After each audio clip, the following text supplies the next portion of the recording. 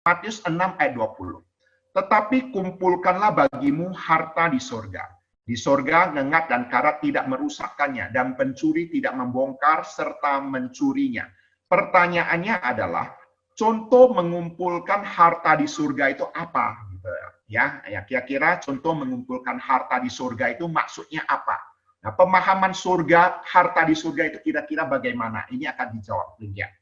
Apa yang dimaksud dengan harta surgawi? Ini yang perlu kita sama-sama perhatikan. Di dalam Lukas 16 ayat 10 sampai 13 di sana dikatakan, barang siapa setia dalam perkara-perkara kecil, ia setia juga dalam perkara-perkara besar. Dan barang siapa tidak benar dalam perkara-perkara kecil, ia tidak benar juga dalam perkara-perkara besar. Jadi, jikalau kamu tidak setia dalam hal mamon yang tidak jujur, siapakah akan mempercayakan padamu harta yang sesungguhnya? Dan jikalau kamu tidak setia dalam harta orang lain, siapakah yang akan menyerahkan hartamu sendiri kepadamu? Seorang hamba tidak dapat mengabdi kepada dua tuan, karena jika demikian ia akan membenci yang seorang dan mengasihi yang lain. Atau ia akan setia pada seorang dan tidak mengindahkan yang lain. Kamu tidak dapat mengabdi kepada Allah dan kepada Mammon. Pemahaman harta surgawi di sini, itu di dalam Alkitab Injil Lukas, itulah harta yang sesungguhnya. Harta sesungguhnya ini adalah benar-benar harta kita sendiri. Ya, di dalam ayat 12 memberitahu kepada kita. Nah, harta ini diperoleh berdasarkan apa? Setiap orang yang tinggal di dalam ajaran Kristus tetapi melangkah keluar dari situ tidak memiliki Allah.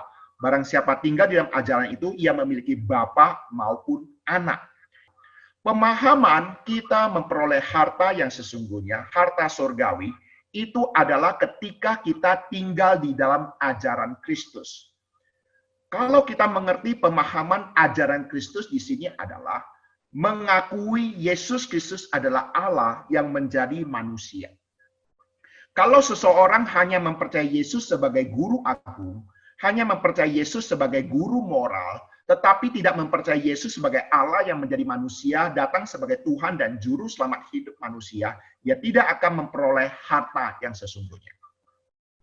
Harta yang sesungguhnya ini adalah harta yang dimiliki oleh karena apa? Memiliki bapa dan anak. Itu harta kita di surga. Memiliki bapa, memiliki anak.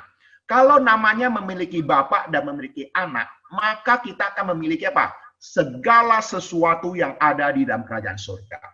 Nah, coba perhatikan ayat selanjutnya.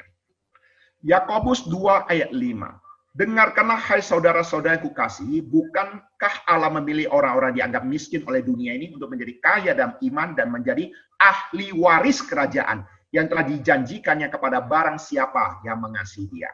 Dengan kata lain, harta surgawi yang dimaksud adalah apa? Menjadi ahli waris kerajaan surga.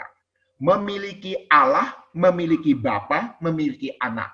Apa yang Bapa miliki di dalam kerajaan surga, apa yang anak miliki dalam kerajaan surga. Itulah yang disediakan bagi kita, anak-anaknya yang mengasihi dia. Itulah harta surgawi yang sesungguhnya.